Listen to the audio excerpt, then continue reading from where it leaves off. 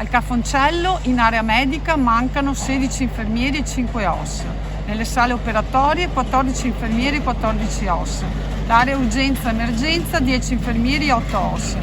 Per aprire i nuovi posti di terapia intensiva servono almeno 12 infermieri e 8 OS.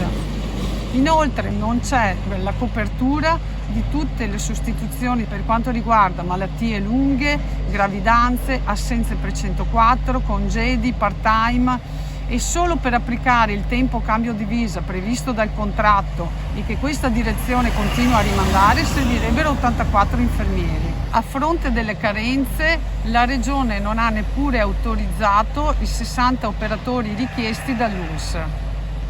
A questo si aggiunge una mancata programmazione. Pensiamo solo al concorso per infermieri indetto da Azienda Zero, che parte solo adesso in estremo ritardo, e quindi i primi operatori potremo vederli non prima di febbraio.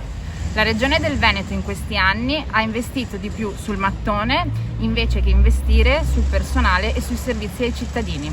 Centinaia di milioni di soldi pubblici spesi per costruire grandi ospedali e fra un po' di anni ci troveremo con grandi strutture senza chi ci lavora dentro.